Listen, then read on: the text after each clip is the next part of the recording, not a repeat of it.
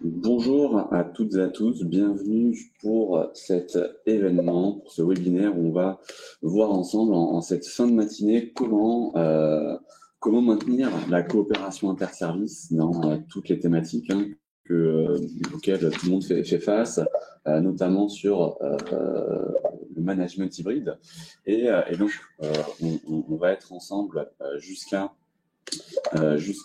midi 15 pour pouvoir observer un petit peu les phénomènes qu'on rencontre en lien avec la coopération interservice et tout ce qu'on peut mettre en place sur différentes thématiques. Et je ne suis pas seul aujourd'hui puisque je suis accompagné par Noémie Royer, que je vais laisser se présenter le temps que tout le monde se connecte. On a beaucoup d'inscrits aujourd'hui, beaucoup de personnes qui nous suivent. Vous êtes déjà plus d'une cinquantaine avec nous et je vous en remercie.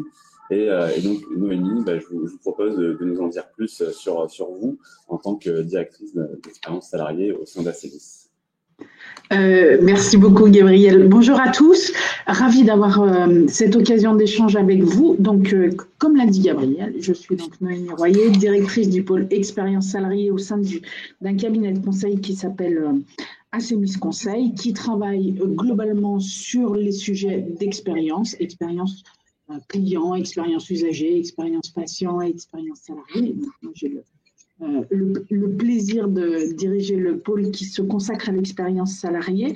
Comme vous l'imaginez bien, et j'imagine aussi que c'est ça qui fait que vous êtes nombreux ce matin, le management et le travail hybride est un sujet qui nous occupe beaucoup, on va dire depuis la rentrée de septembre. Avant, on intervenait beaucoup sur des sujets plutôt de comment faire avec un télétravail subi, j'y reviendrai, qui était donc subi et massif. Maintenant que les entreprises et les organisations peuvent reprendre la main, il y a un vrai intérêt à regarder ce qui se passe avec le management hybride, comment l'organiser. Et du coup, je suis particulièrement contente d'avoir l'occasion d'échanger là-dessus avec vous et surtout de le faire avec Gabriel et avec Bicas, parce qu'il y a évidemment des réponses qui sont très intéressantes dans l'hybridation en passant par les activités que vous présentera Gabriel tout à l'heure. Donc, ce qu'on vous propose pour laisser le temps à tout le monde d'arriver, c'est pour celles et ceux qui nous ont rejoints sur la session, c'est de vous proposer une petite activité. Justement, on parle de coopération interservice, ce gros mot qui est la coopération interservice. Peut-être que certains d'entre vous rencontrent, ont des difficultés, des freins, font face à un certain contexte qui est présent dans plein d'entreprises et qui en même temps va se ressembler d'une entreprise à une autre. Donc, ce que je vous propose, c'est de nous rejoindre sur Bicast. Vous l'avez vu, on vous a envoyé le lien de connexion dans le chat sur Livestorm. Sachez aussi que pendant toute la durée de l'événement, vous aurez en haut la consigne qui vous est rappelée pour vous connecter.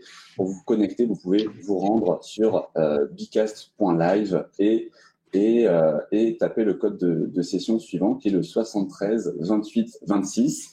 Comme ça, vous pouvez nous rejoindre depuis votre smartphone et puis vous voyez, vous allez voir toutes les slides qu'on va vous partager, les activités qu'on va vous présenter avec des illustrations finalement de comment on va pouvoir venir travailler sur cette coopération interservice qui se décline de différentes façons. On le verra. Et donc, les premiers mots qui sont envoyés avec le silotage qui ressort beaucoup, le fait de travailler en silo, la méfiance aussi, avec les incompréhensions qui peuvent émerger avec cette absence de communication qui a été induite par ce télétravail massif initialement et ce retour au bureau progressif qui, cette fois-ci, semble définitif, mais finalement avec toujours une hybridation du travail qui va se maintenir dans le temps, cette évolution de nos modes de travail qui va rester et donc effectivement avec des nouveaux enjeux qui apparaissent, notamment sur la coopération interservice. Et donc on voit Noémie, le mot qui ressort le plus finalement pour le moment, qui est vraiment le télétravail, avec le fait de ne pas être au bureau finalement, Et ça, c'est vrai que c'est un des enjeux de la coopération interservice aujourd'hui. Oui, absolument. Et effectivement, en plus, le fait que maintenant on est en hybride, c'est-à-dire que on n'est pas soit tous à distance, soit si on remonte à maintenant quelques années en arrière, tous sur place, ça change considérablement la donne. Et donc, effectivement, il y a un frein supplémentaire. Il y avait déjà des freins liés au télétravail. Il y a des freins supplémentaires qui s'ajoutent du fait de l'hybridation. Et donc, c'est effectivement ce qu'on va regarder ensemble ce matin. Bon, je vous remercie à toutes et tous pour votre participation. On voit que le télétravail est vraiment la chose qui finalement semble être le frein principal, la méfiance aussi. Comment mieux travailler avec les autres de façon justement, comment travailler sur cette méfiance aussi. Le but du jeu aujourd'hui, ça va vraiment être donc de revenir sur comment maintenir la coopération interservice. Pour vous présenter très rapidement, donc, pour ma part, je suis Customer Success Manager au sein de Bicast. Bicast qui est, comme vous le savez sans doute peut-être, pour celles et ceux qui me découvriraient peut-être aujourd'hui, une solution pour favoriser l'engagement, rendre les temps d'échange à la fois plus collaboratifs, mais aussi plus efficaces. Et donc, on va voir aujourd'hui, à travers quelques exemples aussi, comment Bicast peut être un outil intéressant, non pas seulement au sein du management d'une équipe, puisque ça, c'est un sujet qui est plutôt maîtrisé depuis la période de télétravail massive, les différents confinements. On va vraiment s'intéresser aujourd'hui à comment on travaille non plus seulement au sein de l'équipe, mais avec les autres.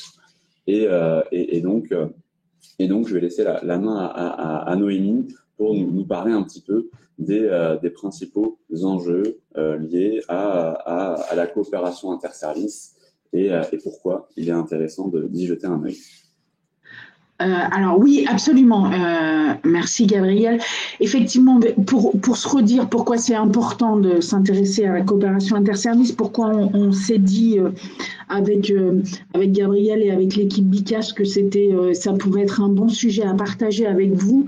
Il y a d'abord le fait que nous on considère que c'est le bon moment. C'est ce que je disais rapidement en introduction, mais vous étiez peut-être pas tous là encore, donc je le redis rapidement. Depuis la rentrée de septembre, on a changé un peu de phase dans nos organisations du travail, c'est-à-dire qu'on est sorti d'une situation où la demande était très forte de mettre un maximum de collaborateurs en 100% télétravail, en tout cas sur les activités qui le permettaient. Donc, on était quelque chose qui était subi, qui était massif et qui était vraiment, chaque fois possible, à 100% télétravail. On est depuis, et j'espère bien que ça va durer comme ça, sorti de cette période-là, avec en revanche, dans toutes les entreprises, le constat qu'effectivement le télétravail est possible beaucoup plus significativement que ce qu'on imaginait auparavant et que donc il est intéressant et pour les collaborateurs et d'ailleurs pour les entreprises de regarder comment on peut permettre pour partie du télétravail pour nos collaborateurs. Donc on est dans le travail hybride et ça s'organise. Là on n'est plus dans quelque chose qui est imposé ou en tout cas qui est très fortement demandé par le gouvernement. Ça veut dire qu'il y a des accords qui s'écrivent et qui se signent au sein des entreprises et qu'il y a à prendre un temps pour réfléchir à ce qu'on fait et pour organiser la façon dont on va travailler maintenant qu'on a posé le principe qu'on pouvait fonctionner en mode hybride. Donc c'est pour ça que ça nous semble le bon moment, que dans ce moment-là, un focus particulier sur la coopération interservice nous semble important parce que vraiment là pour le coup toutes les études récentes montrent que ça a été vraiment la grande perdante de la période écoulée. Ça a continué de fonctionner sur les projets qui étaient en cours. Ça a continué de fonctionner entre les collaborateurs qui se connaissaient bien, mais typiquement dans les freins, dans les mots que vous avez commencé à positionner en réponse à la question que vous posez Gabriel, il y avait le sujet du turnover, des nouveaux collaborateurs, etc. La création de nouveaux liens, vraiment les études montrent que ça a été extrêmement difficile, que du coup l'intégration des nouveaux collaborateurs l'a été aussi, et que par ailleurs, toutes les occasions de coopération et j'y reviendrai tout à l'heure, qui n'avaient pas déjà été identifiés, ont été beaucoup plus compliqués à identifier, voire même se sont perdus. Donc vraiment, se dire que c'est la coopération interservices qui a beaucoup perdu de la période que nous venons de traverser. Et un troisième élément qui nous semble important, c'est le lien direct avec la charge de travail dans les deux sens. C'est-à-dire que pour le coup, l'hybridation du travail, le télétravail, a ajouté ajouté de la charge de travail sur tout le monde et beaucoup sur les managers. De fait, il y avait moins de temps à passer sur des échanges un peu impromptus, informels, qui permettent justement la coopération interservice. Donc ça, c'est la première chose. Et puis, la deuxième chose, c'est que du coup, c'est un peu le serpent qui se mord la queue, c'est-à-dire que à partir du moment où la coopération interservice se perd parce que tout le monde a plus de travail et est focalisé sur l'activité de sa propre équipe, du coup, on a ensuite des répercussions problématiques qu'il faut réparer, qui réalimentent en charge de travail. Et donc, on est vraiment sur un cercle vicieux qu'il est intéressant de stopper dorénavant. Et c'est pour ça que on vous propose de passer d'une coopération interservice subie au moment du télétravail massif à quelque chose qu'on peut organiser, qu'on peut outiller aussi pour pouvoir trouver des solutions et remettre en route cette coopération. J'ai vu passer beaucoup les mots silo, désilotage, silotage, etc. aussi dans la première activité. C'est très important, effectivement. Énormément d'entreprises avaient fait un travail considérable pour essayer de désiloter les activités. Et pour le coup, là, ce qui s'est passé, on va dire, ces 18-24 derniers mois, a resiloté les activités, non pas parce que les gens trouvaient que c'était bien mieux d'être siloté, mais par la force des choses et parce que chacun a dû se concentrer logiquement sur l'activité de son service et était concentré, focalisé sur le fait de bien faire fonctionner son propre service avant même d'aller regarder ailleurs. Donc voilà, donc en tout cas, nous, notre proposition et notre idée, c'était de vous dire que la coopération interservice méritait d'être regardée pour cette raison-là. Ce dont on va se parler, la façon dont on a construit le webinaire avec Gabriel, c'est de vous proposer de regarder deux choses qui sont assez différentes, avec des enjeux différents. Ce qu'on a appelé la coopération organisée. Donc ça, c'est celle qu'on connaît. On sait qu'il faut coopérer. Globalement, on sait comment coopérer, sur quelles activités, qui sont les gens avec qui on doit coopérer. Donc, on est en terrain connu. Et là, finalement, l'enjeu majeur, il est de ne pas perdre de temps et de vraiment pouvoir aller à l'essentiel, quand bien même on n'est pas tous sur les mêmes lieux de travail, pour pouvoir l'optimiser et la rendre la plus efficace possible. Ça, on verra quelques sujets. Et puis, dans un deuxième temps, vous parlez de la coopération informelle. C'est pareil que vous avez bien mentionné dans le nuage de mots initial, où là, en fait, l'enjeu, c'est qu'on ne sait pas. Et donc, c'est la difficulté, c'est comment on fait pour ne pas passer à côté d'occasions, d'opportunités, voire de nécessité de coopération, alors que dans un premier temps, on ne sait pas qu'il faut coopérer parce qu'on n'a pas repéré qu'il y avait à travailler ensemble sur tel ou tel sujet. Donc ça, ce sera le deuxième temps du webinaire et de la façon dont on l'a construit avec Gabriel. Regardez, vous aider, vous donner quelques pistes pour regarder comment on fait pour ne pas passer à côté de cette coopération informelle. Si j'arrive, là pour le coup, dans le cœur du sujet et sur la partie de la coopération organisée, donc comme je le disais, l'enjeu majeur, il est de ne pas perdre de temps, ce qui veut dire plusieurs choses.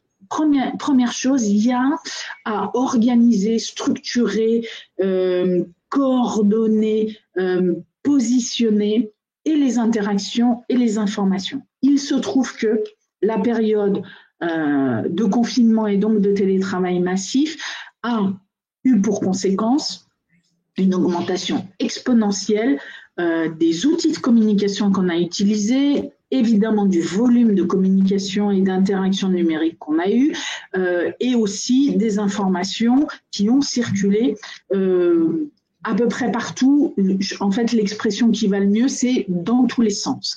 Et ça a vraiment très significativement contribué à augmenter la charge de travail des uns et des autres, encore plus pour les managers.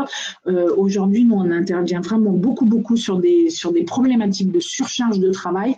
Et là, il y a vraiment une piste à creuser, quelque chose à faire pour réduire vraiment très facilement la surcharge de travail qui a été générée au moment du confinement. Qu'est-ce que ça veut dire? Ça veut dire déjà qu'on organise et qu'on structure les canaux de communication et que, par exemple, on réserve un canal de communication aux urgences, ce qui permet aux gens qui ont besoin de se concentrer, de travailler sans être trop interrompus, de garder un canal ouvert parce que c'est par là que passent les urgences et de pouvoir couper le reste s'ils ont besoin à un moment donné d'être concentrés.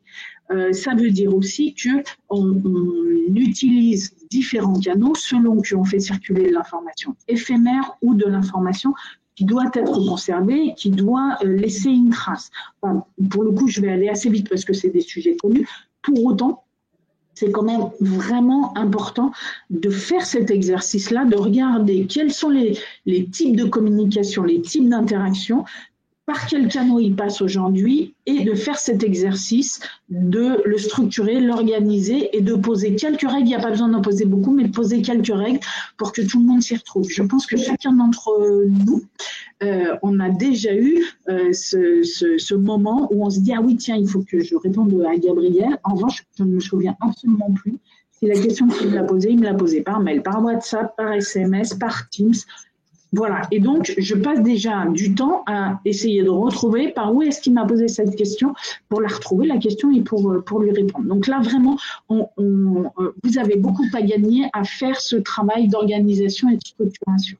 Ça permet aussi de considérer qu'on réserve les temps d'échange, les temps d'échange comme on a là, les temps d'échange synchrones, à ce qui crée véritablement de la valeur. Le reste, c'est fait en asynchrone, ça passe par des canaux qu'on a définis et ça permet de gagner du temps. Sur la gestion des informations, juste un petit point supplémentaire, mais qui va avec ce que je viens de dire, c'est d'abord, on réfléchit à qui est destinée l'information. Est-ce que c'est une information qui est réservée? Est-ce qu'elle est adressée à un public ciblé? Ou est-ce que c'est une information élargie?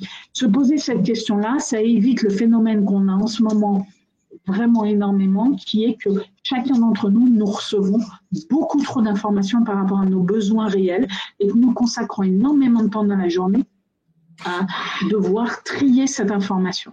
Et donc, effectivement, à chaque fois qu'on est engagé dans une chaîne de coopération, que ce soit une chaîne de coopération d'activités récurrentes ou de projets, on a cette problématique-là. Deuxième chose, bien réfléchir entre les informations qu'on pousse vers leur destinataire ou les informations qu'on met à disposition. Ça, c'est pareil, en fait, ça tombe sous le sens. Ce qui tombe souvent moins sous le sens, c'est de se dire qu'on va consacrer un petit temps pour y réfléchir et pour poser un cadre. Donc voilà, je vous le remets comme ça rapidement, mais ça me semble important. 2 points supplémentaires par rapport à la coopération organisée, encore une fois avec toujours cet enjeu de ne pas perdre de temps, et je vous ai remis 2 chiffres là, qui datent de 2014, donc vous voyez qu'ils sont un peu anciens, la situation ne s'est absolument pas améliorée depuis, mais c'est pour ça qu'il y a un vrai enjeu à gagner du temps sur les sujets de coopération, de façon générale, mais aussi sur les sujets de coopération. Vous les voyez, 40 à 80% du temps de travail des équipes ne crée pas de valeur ajoutée et 70 à 100% du temps de travail des managers est passé en reporting ou réunion. Ça, c'était 2014. Aujourd'hui, la situation s'est encore dégradée, notamment sous l'effet du télétravail massif. Ça se règle par les suggestions que je vous faisais, c'est-à-dire qu'on prend le temps de s'organiser pour vérifier que on ne fait rien de plus que ce qui est nécessaire et que par ailleurs, y compris dans la transmission d'informations et dans les interactions. Je parle bien de coopération organisée, hein, parce qu'il faudra qu'on revienne ensuite sur d'autres sujets sur la coopération informelle. 2 petits points supplémentaires. Gabriel, vous vous souvenez que vous me surveillez parce que je parle beaucoup trop? On est dans les temps. Tout va bien. Ok, super. Donc, 2 petits points supplémentaires là qui concernent d'un côté les projets et de l'autre côté les activités récurrentes. Parce que ne jamais oublier qu'il y a bien sûr des enjeux de coopération aussi sur les activités récurrentes. Côté gouvernance des projets, ce qu'on voit beaucoup, nous, c'est le fait que d'une certaine façon, je le dis de manière un peu abrupte, vous y mettrez toute la modération qui est nécessaire, mais on voit de plus en plus des chefs de projet qui se trompent un peu sur leur rôle et qui donc réfléchissent la façon d'organiser les projets de façon à ce que ce soit facile et simple à gérer pour eux. Or, le métier de chef de projet, il existe justement pour faciliter la vie et pour simplifier la vie des autres et de tous ceux qui ont un métier classique et qui, à un moment donné, doivent consacrer une partie de leur activité à du projet.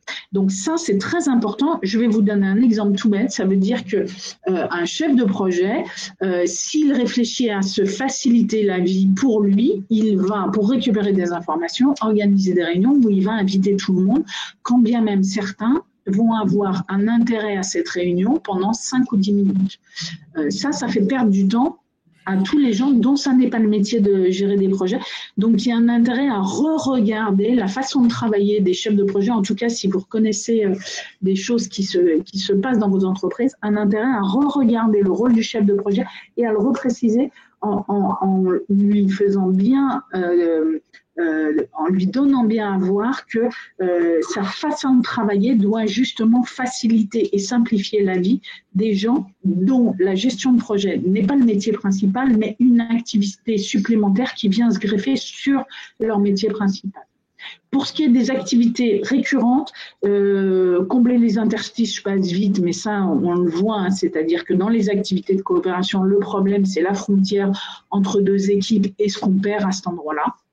Ça se repère assez vite, donc je vais passer sur ce que j'ai intitulé « Vérifier les délégations inadaptées ». Je vais vous donner un exemple qui est vraiment quelque chose qu'on voit massivement dans les entreprises et sur lesquels il y a une vraie réflexion à mener, qui est comment, à un moment donné, les services centraux, support, transverses, et je pense par exemple aux équipes compta, gestion, finance ou aux équipes RH, vont déléguer une partie des activités sur les managers de proximité et parfois en leur demandant du coup d'utiliser des outils informatiques qui sont très performants, très sophistiqués et très utiles pour les fonctions centrales, mais très compliqués à utiliser pour les managers de proximité.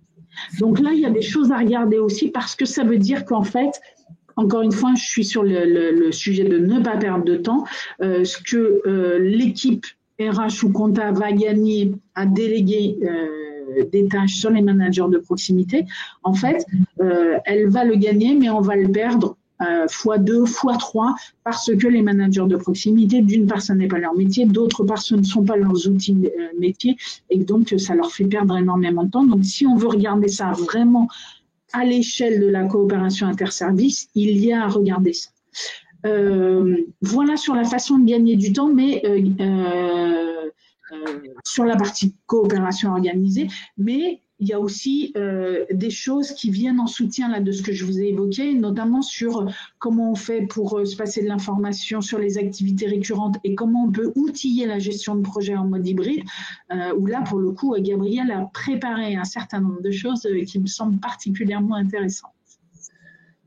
Et effectivement, et donc le but du jeu, c'est de pouvoir voir un petit peu comment Bicast permet d'illustrer finalement aussi ce besoin d'éviter, de limiter la perte de temps, c'est-à-dire réellement sur tout ce qu'on vient de voir, hein, sur la coopération organisée, c'est-à-dire que je sais qu'il y a des éléments à voir et qu'il faut que je ne perde pas de temps par rapport à une thématique X ou Y. Et ce qu'il est intéressant d'avoir en tête, donc là, c'est des activités où on va venir jeter un œil aussi à la partie back-office de Bicast pour que vous puissiez vous rendre un petit peu compte de ce à quoi ça pourrait ressembler pour de vrai, si on se met vraiment, voilà, on est une équipe, un collaborateur d'une entreprise et comment je vis mon quotidien finalement.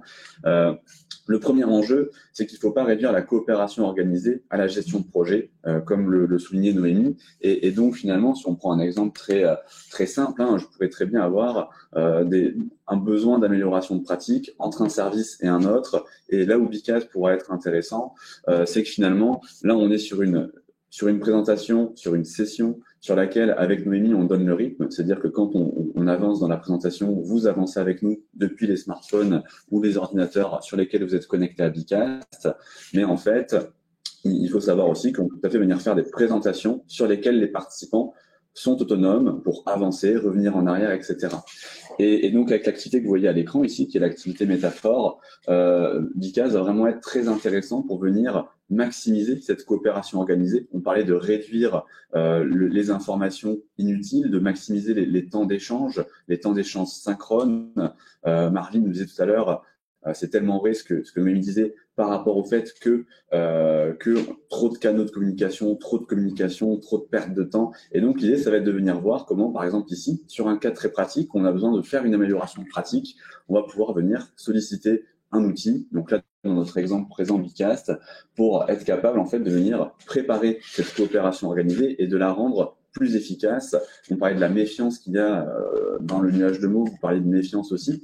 Et donc, finalement, cette méfiance, finalement, on a peur de ce qu'on ne connaît pas. Et donc, évidemment, si on favorise les échanges avec les autres services, la connaissance des uns des autres, évidemment, on va aussi faire diminuer cette sensation de compétition qui n'est pas tout le temps vraie, et aussi donc cette sensation de méfiance qu'il peut avoir à travers les différents services.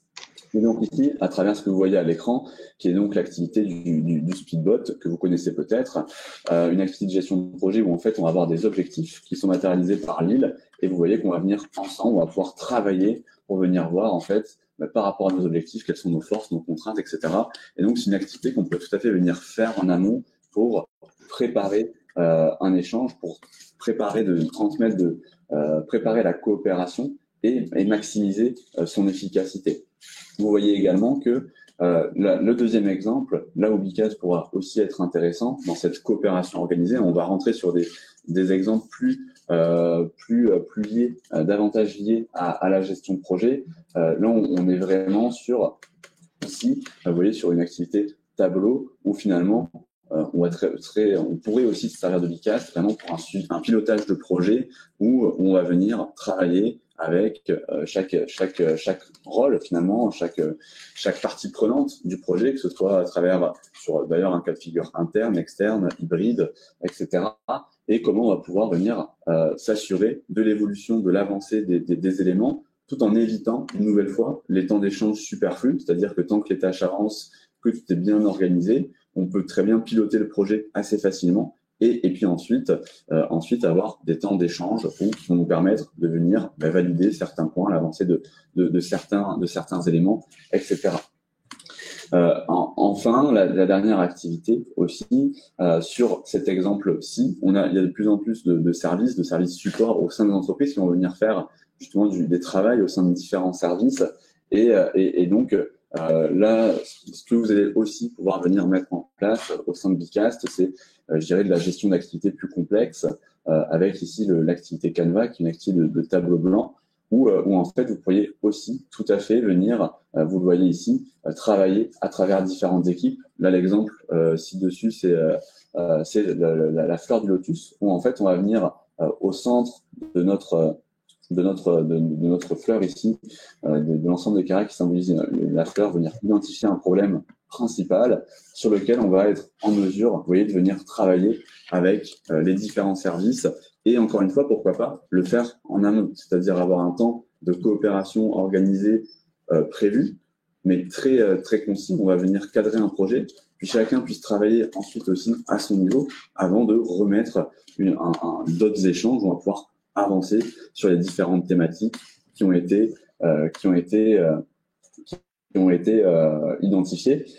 Évidemment, une activité comme celle-ci demande aussi plus de cadrage. Vous voyez que là, on est ne serait-ce qu'une trentaine sur la session. S'il y a un mauvais cadrage de ce qui est fait, ça peut aussi devenir n'importe quoi, vous vous en doutez. Donc, c'est là que l'animateur va avoir un rôle aussi plus important, là où les activités précédentes sont vraiment des activités plus en mode séquentiel, c'est-à-dire si ici j'ouvre l'activité pour l'exemple, vous allez pouvoir venir envoyer des idées, etc. Mais on a la main plus facilement sur ce qui s'y passe. Là où Bicaz va être intéressant aussi, ça va être dans la mise à disposition de l'information. On parlait de l'ensemble des canaux qui peuvent exister, etc. Quand on parle de sessions au sein de Bicaz, c'est un peu tout le suivi qu'on peut avoir sur les projets et ce qui s'y passe. Et donc, ça va aussi être, vous voyez là sur la partie gauche de mon écran, j'ai des rubriques. Et donc, ce qui est intéressant, c'est que je vais pouvoir, pour un même suivi par rapport à un projet, un projet interservice sur de la gestion de projet pur et dur ou autre, mais je vais être capable, vous le voyez, de venir prendre des actions et des décisions au sein de BICAS pour trouver les éléments, limiter la perte d'informations qu'il y a pu avoir, qu'on connaît, hein, c'est-à-dire que là, imaginons demain on fait une réunion, on a tous notre calepin, notre stylo, bon bah à la réunion on ressort tous avec une information différente de cette réunion. Là où l'idée ici, c'est une nouvelle fois de pouvoir vraiment avoir des temps d'échange qui soient à un niveau interservice qui soit mieux cadré, et aussi avec une perte d'informations qu'on va limiter de par toute la centralisation d'informations qu'on va pouvoir mettre en place finalement au sein de l'outil, donc là en l'occurrence au sein de BICAS. Et donc c'est réellement l'enjeu aujourd'hui à travers tout ce dont Noémie vous a parlé. L'idée, le but du jeu, c'est de voir en fait comment on va pouvoir aussi s'outiller de façon vraiment très pratique, très pragmatique, pour venir maximiser ces temps de coopération interservices et les rendre aussi plus efficaces, c'est-à-dire limiter tous ces phénomènes de perte de temps que l'on connaît pour plein de raisons. Donc voilà un petit peu ce qu'on pouvait vous dire pour la première partie du sujet, qui était vraiment sur la coopération interservice. Et donc là, c'est le moment où je vais vous inviter à revenir sur BICAS si vous n'y étiez plus. Pourquoi? Parce que on va passer à la coopération informelle. On va parler un petit peu de coopération informelle pour le temps qui nous reste. Et sur cette coopération informelle, on avait une question à vous poser. C'est la question suivante, c'est-à-dire pour vous, quel est l'enjeu finalement aujourd'hui, l'enjeu principal, quel est le nouvel enjeu de la coopération informelle. Donc, on vous laisse quelques minutes, enfin quelques secondes, quelques minutes pour répondre. Attention, il y a une bonne réponse dans cette question et vous allez voir que la réponse n'est pas évidente. En fait, il y a un piège, c'est ça qu'on est en train de dire. Il y a une chose qui n'est pas évidente au premier abord, ça c'est une évidence, et on verra ensemble pourquoi, parce que c'est aussi le but du jeu, puisque comme le disait Noémie en introduction, la coopération informelle est finalement ce qui a été le plus compliqué ce qui est d'ailleurs toujours le plus compliqué à garantir, parce que c'est toujours pareil, hein, on ne perd pas ce qu'on ne voit pas quelque part, et finalement, quand on était tous au bureau tout le temps, l'apprentissage par mimétisme, tous ces éléments-là, au-delà même de la simple notion de coopération interservice, c'est des éléments qui, avec le télétravail, comme vous l'évoquiez en préambule, sont des éléments qui sont venus vraiment rompre toutes ces possibilités de coopération informelle, et donc il y a un nouvel enjeu vraiment important sur lequel on va inviter Noémie à rebondir tout de suite, puisque vous allez voir la bonne réponse s'afficher maintenant, et donc une bonne réponse qui est contre toute attente, que ce soit créé délibérément par la direction. Alors Noémie, dites-en nous plus, pourquoi c'est le nouvel enjeu de la coopération informelle? Oui, et pardon pour le piège, hein, parce qu'effectivement, dans la question, il y avait de nouvel enjeu, parce qu'effectivement, beaucoup d'entre vous vous êtes positionnés sur des choses et qui sont des enjeux de longue date de la coopération interservice, de la coopération informelle entre les services, entre les équipes.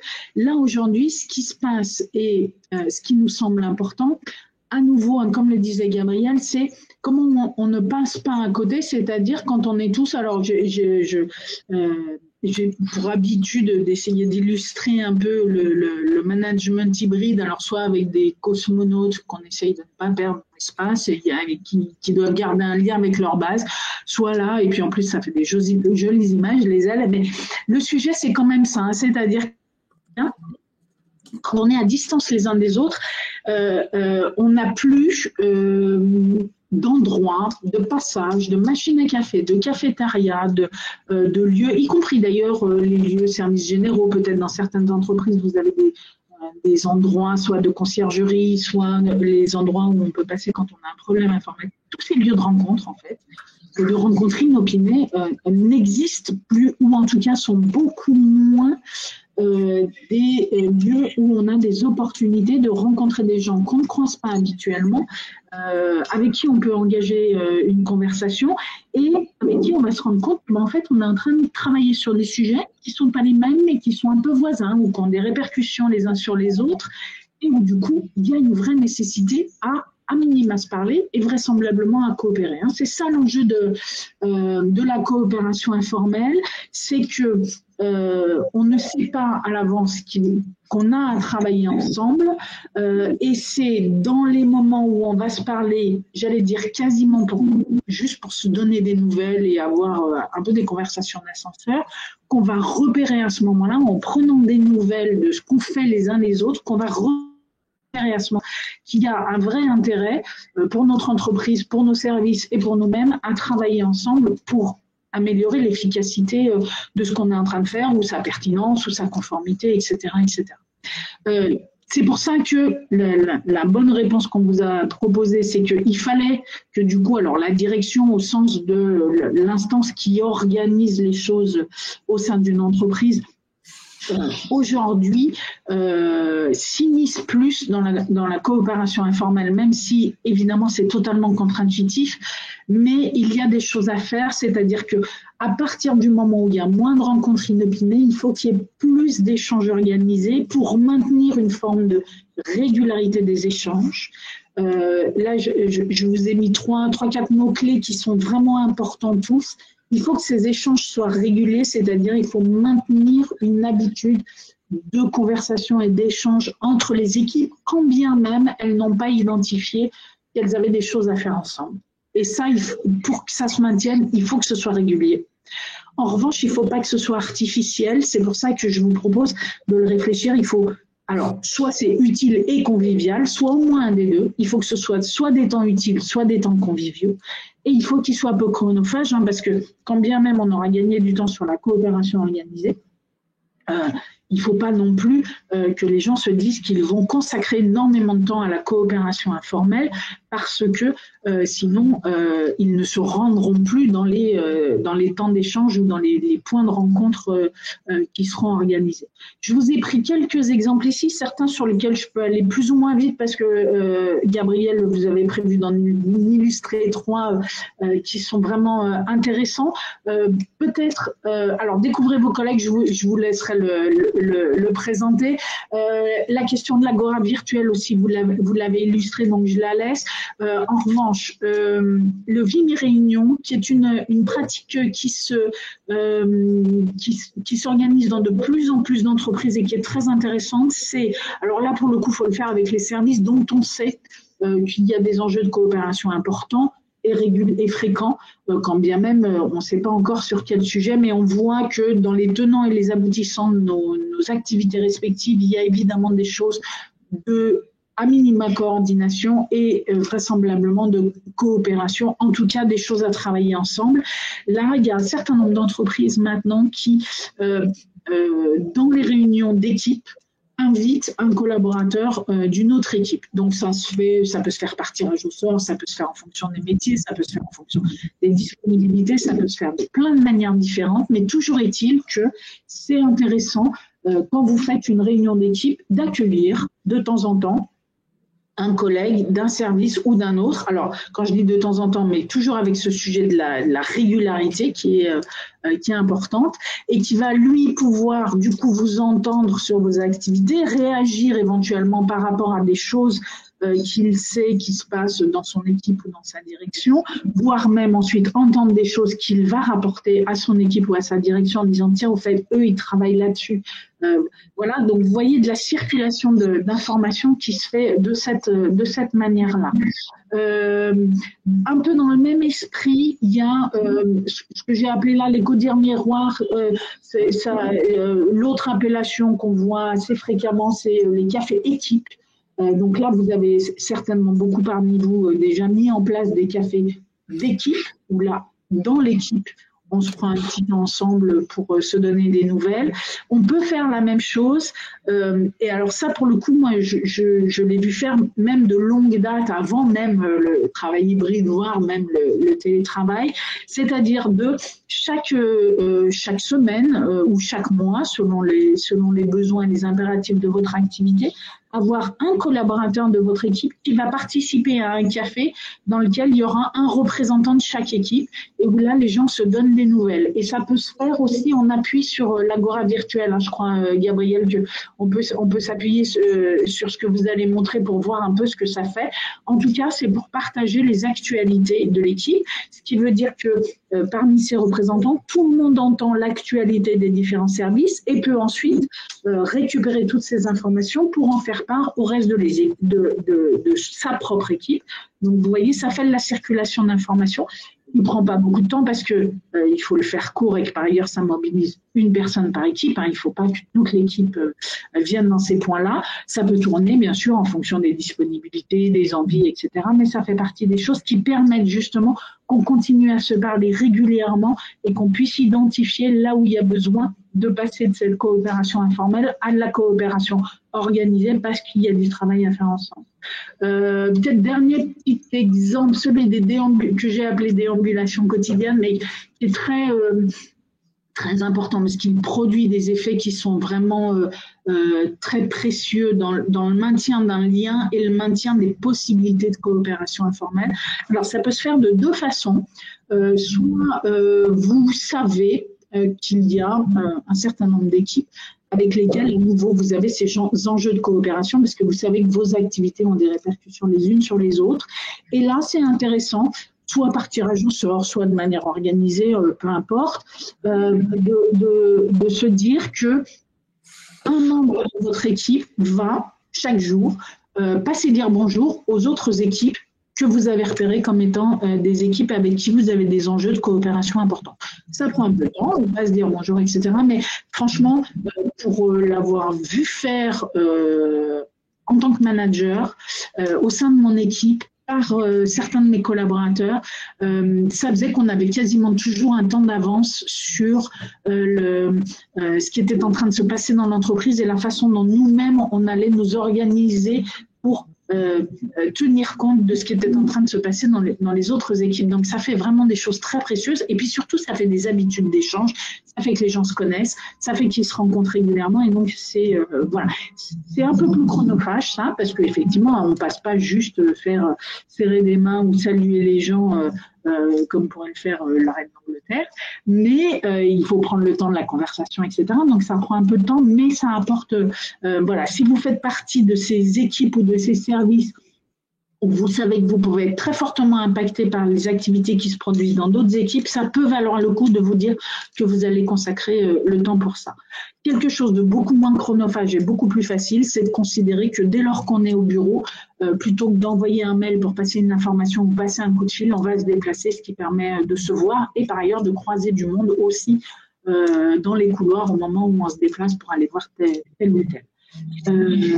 Voilà pour moi et du coup Gabriel sur voilà absolument sur l'intégration des nouveaux collaborateurs et sur la connaissance des uns et des autres, ça c'est très précieux. Je vous laisse la main pour effectivement donner à voir ça qui sera identifié au tout début. Hein. Merci Noémie pour tous ces éléments, pour tout ce partage. Et effectivement, l'idée, c'est de venir un peu illustrer ce qu'évoquait Noémie et comment on peut mettre ça en forme aussi de façon très concrète au sein de BICAT. Donc sur la partie notamment découvrir vos collègues. On parlait de défiance en début de séance.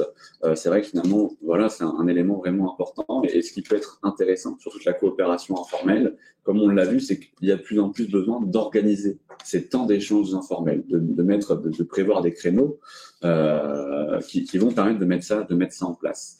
Et donc, ce qui peut être aussi intéressant en termes de pratique, on parlait du fait de faire des sessions sur lesquelles les participants seraient autonomes pour venir répondre à des activités, participer, etc. Et donc, vous voyez ici, si je me mets dans la peau du participant et que je lance notre activité, on pourrait tout à fait mettre en place, par exemple, donc là un QCM où on pourrait avoir plusieurs plusieurs questions avec là, par exemple, vous voyez une photo d'une personne, d'un service où en fait on va venir se demander ok qui est cette personne, qui est qui. Là évidemment ça n'a aucun sens concrètement, hein, mais où on pourrait donc là imaginons après à chaque fois avoir une petite description. Vous voyez, donc voilà, Philippine Hubert fait partie de l'équipe RH, elle est chargée de projets RSE, etc., etc. Et donc ça va aussi être des éléments où on va pouvoir que ce soit sur le rôle au sein de l'entreprise, sur les hobbies, sur etc. Et donc ainsi venir favoriser la connaissance des différents collaborateurs au sein de l'entreprise. Pourquoi pas mettre en place aussi une certaine gamification en fonction de mon taux de participation à ce type de session. Et l'avantage, c'est que ça peut vraiment être des éléments sur lesquels je suis complètement autonome. J'ai 3 minutes avant une réunion, un rendez-vous. Ah ben tiens, je vais aller sur la session, répondre à quelques activités. Ça me permet de découvrir un peu qui fait quoi, qui est où, et ainsi de suite. L'autre exemple, effectivement, et celui-là me semble vraiment particulièrement intéressant, c'est cette idée d'agora virtuelle, mais vraiment sur comment on va pouvoir mettre en place, si vous voulez, un petit peu des échanges informels où on va venir tirer au sort, par exemple, des membres d'équipe. C'est-à-dire qu'il va y avoir un responsable de chaque équipe à chaque fois, ce qu'illustrait Noémie tout à l'heure, revient un peu aussi à cette activité-là, et on va favoriser vraiment l'informel. C'est-à-dire que là encore, on pourrait avoir un espace ouvert où chacun pourra venir poster ses idées, ses besoins, tenir au courant de ce qui se passe, peut-être demander ce qui se passe à côté, et puis une fois par mois, une fois toutes les 2 semaines, etc. La temporalité est évidemment à définir. Imaginons sur un temps 13h30, 14h, ce genre de choses. Finalement, un café où on a été tiré au sort pour aller pour passer une demi-heure, que ce soit encore une fois en présentiel ou en distanciel, où on va échanger avec des collègues et où finalement on va venir créer l'informel. C'est-à-dire que le but de la réunion, c'est de partir des éléments qui seront là et en fait on va venir favoriser cet informel. Ah ben c'est intéressant en marketing, vous travaillez sur ça, et ça m'intéresse parce que nous on est en train de sortir tel élément. Et en fait, on va venir recréer cet informel qui aurait pu avoir lieu à la machine à café ou durant un repas ou autre, et qui est plus compliqué à garantir de par les conditions de travail qui ont complètement évolué, et tout le monde n'est plus au bureau au même temps, et encore plus à travers les différents services. Et enfin, le dernier exemple qui peut aussi être très intéressant, et pour celles et ceux qui aiment bien ces idées de post-it, de hub, de tableau blanc, etc. Donc là, je vous ai fait un exemple vraiment très très simple, mais ça peut aussi être tout simplement avoir un hub un petit peu virtuel. On va pouvoir retrouver en fait les informations des différentes équipes, c'est-à-dire à la fois la forme de l'équipe, les sujets du moment, etc. Et où, imaginons en tant que collaborateur, je pourrais très bien venir ici, rajouter un post-it. On voit que l'équipe RH a finalisé le séminaire du mois de juin. Bon voilà, c'est super. À quand plus d'infos, par exemple. Et donc vraiment, ça peut aussi permettre de favoriser cette coopération informelle et où en fait ici, on va vraiment être capable d'avoir l'information et puis la fois d'après où on sera au bureau, on aura une réunion, etc. Mais d'être capable derrière de venir poser des questions aux personnes, de passer dire bonjour, etc. Parce qu'on a aussi une quête d'information et donc de faciliter la pérennité de cette coopération informelle qui est essentielle au bon travail au sein de l'entreprise. Et donc, en l'occurrence, sur ces quelques exemples-là, Bicast peut être intéressant pour cela. Donc voilà, il est midi 18, on a légèrement dépassé, mais je vais quand même vous proposer de conclure ensemble ce webinaire. Ce sera aussi pour celles et ceux qui ont quelques questions, n'hésitez pas à vous manifester. J'ai vu que Hugo, que vous ne voyez pas, mais qui vous répond depuis le début de la séance sur le chat de Bicast, avait pu répondre à certaines de vos questions. Donc n'hésitez pas si vous avez quelques jeunes faire vos retours sur le webinaire grâce au nuage de mots. Vous pouvez partager qu'est-ce que vous retenez, qu'est-ce qui vous inspire justement, le mot inspirant qui ressort par rapport au webinaire. Évidemment, je me permets quelques informations pratiques. Sachez que le webinaire sera disponible en replay, que vous aurez aussi toute la partie du contenu qui vous sera envoyé dans des communications ultérieures. Et évidemment, que ce soit Bicast ou Ascenis, nous sommes aussi à votre disposition pour vous en faire découvrir plus sur ce qu'on peut venir mettre en place, sur la façon peut-être de travailler aussi ensemble en fonction de vos problématiques, de vos besoins, par rapport à tout ce qu'on a pu voir ensemble ce matin sur cet enjeu très spécifique de la coopération interservice. Je vois que pas mal de retours, organiser l'informel, ce que vous retenez principalement, et c'est vrai que c'était le nouvel enjeu qui est loin d'être évident de prime abord. Le fait de faire attention effectivement aux différents temps d'échange, effectivement, c'est repenser aussi la façon de travailler. Lorsqu'on est au bureau, favoriser justement cette coopération interservice, qu'elle soit organisée ou pas, prendre le temps d'aller voir les gens pour aussi finalement les connaître, tout bêtement déjà. Et donc, je vois la coopération qui ressort beaucoup dans toutes vos idées. Donc, je vous remercie vraiment pour votre temps et votre présence aujourd'hui. Dans les questions… si vous me permettez, Gabriel ? Oui. Ouais, j'ai vu qu'il y avait des questions sur le jeu de gorille. Je vais mettre un lien dans le chat. Alors, il faut évidemment l'adapter, mais c'est quelque chose qui marche très bien dans les équipes. Il faut l'adapter un peu pour que ça marche dans l'interservice, mais pour le coup, quand on l'adapte, ça marche très bien. L'idée, c'est de dire, il y a un tirage au sort et chacun des participants tire au sort et gorille et tire au sort sa cacahuète, c'est-à-dire la personne dont il doit prendre soin absolument, à qui il va faire des petits plaisirs, faire des petits cadeaux, etc. Avec bien sûr un challenge qui est qu'il ne faut pas qu'il se fasse démasquer. Donc vous voyez bien l'effet que ça produit, c'est-à-dire que pour jouer mon rôle de gorille sans être démasqué par ma cacahuète, il va falloir non seulement que je prenne soin de ma cacahuète, mais aussi de tous les autres, pour qu'on ne voit pas que je suis en train de prendre soin ou de prendre des nouvelles ou d'être plus attentionné vis-à-vis d'autres, uniquement de cette personne-là. Et chacun, bien sûr, est gorille de quelqu'un et cacahuète de quelqu'un d'autre. Donc c'est très ludique, c'est très sympa à faire. Vraiment, ça met une ambiance de relation où on réfléchit à ce qui peut faire plaisir aux uns aux autres. Alors encore une fois, dans un contexte hybride et qui excède le cadre d'une équipe, il faut adapter un petit peu ça. Dans le lien que je vous envoie, je crois qu'ils disent qu'il faut le faire. Je vais appuyer tout de suite sur envoyer avant de lire. Voilà. Dans le lien que je vous envoie, ils le font à l'échelle de la semaine. Quand on est dans de la coopération interservice, une semaine, c'est beaucoup trop court. On peut aussi, en fonction, bien sûr, de la taille de vos équipes ou du nombre d'équipes, choisir de tirer au sort non pas des personnes qui vont s'occuper d'autres personnes, mais des services qui vont faire des choses, etc. Mais c'est vraiment très sympa à faire. Les équipes adorent ça. Et pour le coup, ça met vraiment tout le monde en disposition de prendre des nouvelles les uns des autres, de faire plaisir les uns les autres, de prendre soin les uns des autres. Vraiment, ça se tente, je vous le conseille.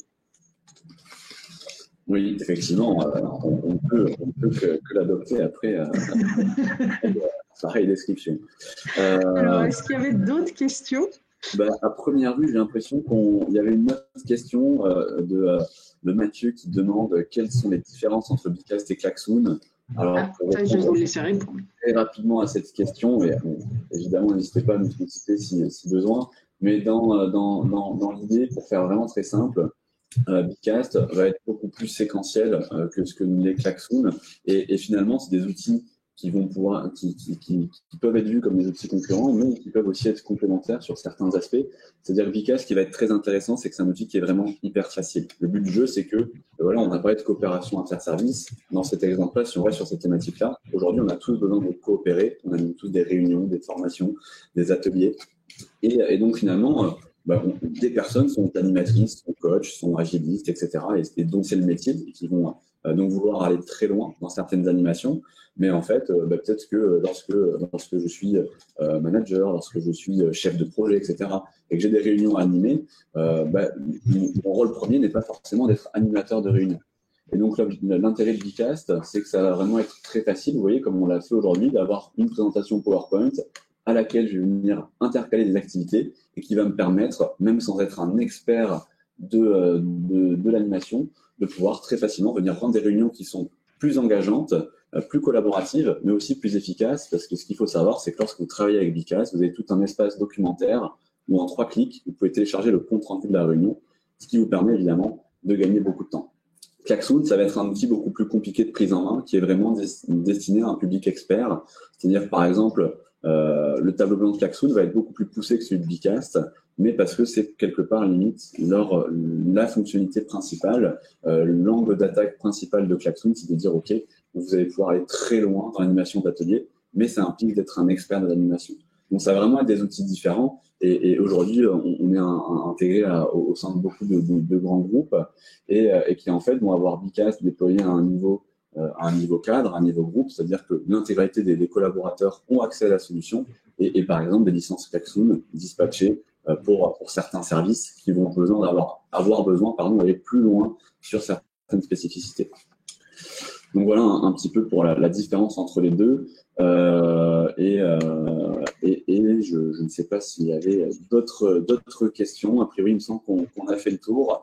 Encore une nouvelle fois, vous recevrez le replay. Si ce type de format de webinaire vous plaît, n'hésitez pas non plus à nous suivre sur les réseaux, que ce soit Bicast, Acemis, notamment sur notre compte LinkedIn, où on est plutôt actif. Ça vous permettra d'être au courant lorsqu'on a plus ou moins ce type de webinaires qui ont lieu une fois par mois, organisés par Bicast ou avec des partenaires. Et donc, ça, en lien avec la solution, mais pas que, comme vous l'avez vu aujourd'hui, avec plein de thématiques qui concernent tout le monde.